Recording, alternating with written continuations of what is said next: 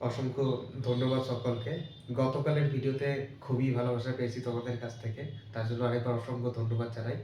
আজকে আমরা অনুপাতের ২য় প্রশ্ন নিয়ে আলোচনা করছি। অনুপাতের রেশিও প্রপোর্শনের ২য় প্রশ্ন নিয়ে আলোচনা করি। স্ক্রিনে তোমরা প্রশ্নটিকে দেখতে পাচ্ছ। ঠিক আছে? তো বলেছে, প্রশ্নটি যদি লক্ষ্য করো ভালো করে, তাহলে এখানে বলেছে যে বি হচ্ছে গিয়ে বছরের শুরুতে ৭,০০০ টাকা ইনভেস্ট করছে। ঠিক আছে?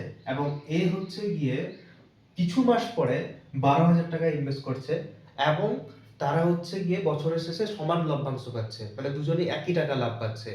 তাহলে এ কত মাস পরে তোমার হচ্ছে গিয়ে কত মাস পরে টাকাটা দিয়েছিল সেটা আমাদেরকে জানার এখানে প্রশ্নটা করেছে। ঠিক আছে, কিভাবে সলভ করছি তোমরা দেখো। দেখো দেখো বি ইস টু এর অনুপাত কত?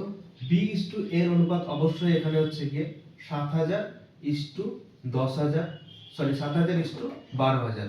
তার মানে কত? 7 ইস টু 12। 7 ইস টু 12 টা কি? 7 ইস টু 12 টা এখানে ইনভেস্টমেন্টের রেশিও, ইনভেস্টমেন্ট কিংবা হচ্ছে গিয়ে বিনিয়োগের অনুপাত। ঠিক আছে? এবার আমি কি বলেছিলাম, সর্বদা বিনিয়োগের অনুপাত কার সাথে সমান হয়?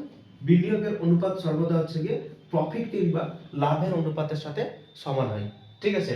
তার মানে হচ্ছে গিয়ে 7:12 এখানে। এবার হচ্ছে গিয়ে প্রশ্নটা দেখো, বি হচ্ছে গিয়ে বছরের শুরুতে, তার মানে বি এর টাকাটা কতদিন চলেছে? তাহলে বি এর টাকাটা চলেছে তোমার হচ্ছে গিয়ে 7 ইউনিটটা চলেছে 12 মাস। ঠিক আছে? আর ইস টু হচ্ছে গিয়ে কি, আর এ হচ্ছে কি, এর টাকাটা কতদিন চলেছে সেটা আমরা জানি না। এর টাকাটা চলেছে হচ্ছে গিয়ে তোমার হচ্ছে গিয়ে কত মাস? হচ্ছে কি একটা এম মান্থকে করলাম। ঠিক আছে? এবার এখানে প্রশ্নে বলে দিয়েছে এটাই তাহলে কিসের অনুপাত? লাভের অনুপাত। এবার লাভের অনুপাতটা কি বলে দিয়েছে? সমান। তাহলে এখানে তাহলে আমরা কি করব? এই যে জায়গাটাতে সমান চিহ্ন দিব। ঠিক আছে? তাহলে এইটা যদি ক্যালকুলেশন করো তাহলে এম এর মানটা তুমি কত পাবা? এম এর মানটা এখান থেকে ডাইরেক্টলি হচ্ছে কি 7 পাবা। 12 12 যদি কেটে দাও তাহলে এম এর মানটা 7 পাবা। এম এর মানটা 7, তাহলে এখানে কি পেলাম?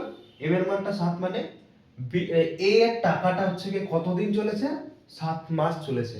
এ এর টাকাটা যদি 7 মাস চলে তাহলে এ কতদিন পরে টাকাটা দিয়েছিল? মানে কত মাসের জন্য কত মাস পরে টাকাটা বিনিয়োগ করেছিল? তাহলে এটা অবশ্যই হচ্ছে কি কত? 12 - 7 5। 5 মাস পরে হচ্ছে কি টাকাটা বিনিয়োগ করেছিল। এখানে এটাই উত্তর। আশা করি তোমরা এই উত্তরটা বুঝতে পেরেছো।